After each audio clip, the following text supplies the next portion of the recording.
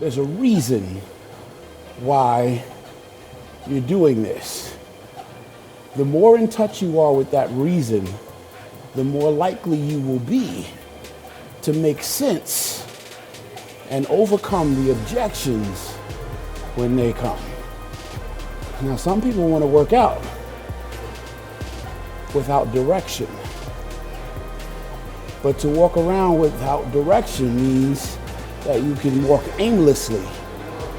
When you have direction, that means you focus and you go towards the intended place that you want to be. Does that make sense?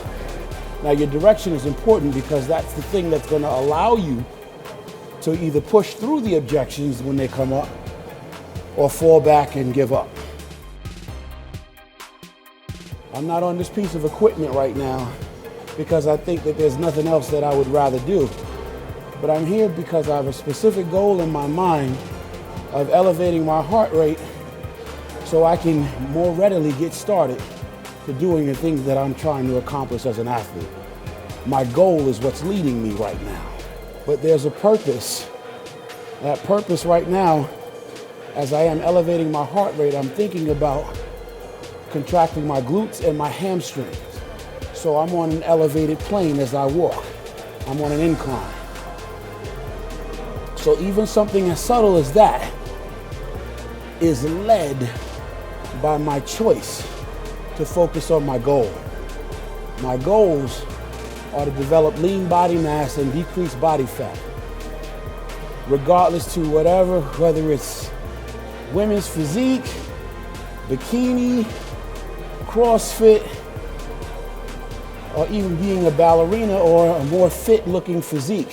What we have in common is muscle, because muscle is what we use to move bone.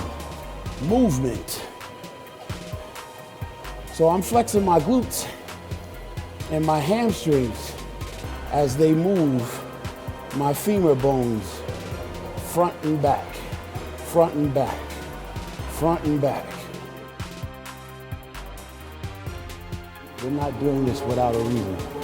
So glutes and hamstrings right now, I'm walking on this incline, flexing my glutes. If you didn't know it before, I'm going to tell you now. You can start to call a little bit more directly on activating your glutes by turning your feet, your toes in and your heels out. Toes in and your heels out. Toes in and your heels out. Toes in and your heels out. Now, there's also something that happens when we do that. We start to become conscious of our glutes. We think about placement of your pelvis. Your glutes are largely responsible for pelvic flexion. So, if I tilt my pelvis, I find, I believe it's more of an anterior tilt. So it's the equivalent of when you come up out of a squat position and lock your pelvis forward. That even while I'm walking ever so subtly, I'm aiming to do that right now with the added benefit, again, of turning my toes in and my heels out. That slight tweak of thinking about pelvic flexion now at the top of this movement is what's allowing me to activate my glute.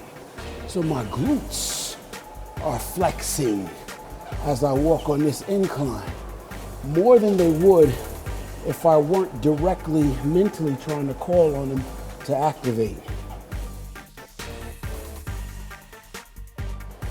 The one thing that's interesting about doing this is it's not one of those things we can do it once and say, I got it.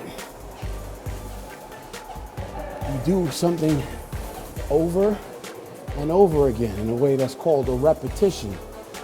Those repetitions are what allow you to learn not only how to find those places in your body, in this case your glutes and your hamstring, but now with each contraction, with each deliberate contraction, you call those muscles under command. You beat it into submission. You start to develop this mind and muscle connection that you will now use, believe it or not, with every other subsequent movement that we will do today that talks about glute and hamstring. Ultimately, that's how we do something that's called development. So this lesson here was not just walking and talking, but walking on an incline with our toes in, being mindful of the placement of our foot while walking on this incline, with our toes in and our heels out. Drilling through our heel, driving through our heel with that tilt in your pelvis at the top. We talked about pelvic flexion, which talks about the awareness and placement of our glute and our hamstring.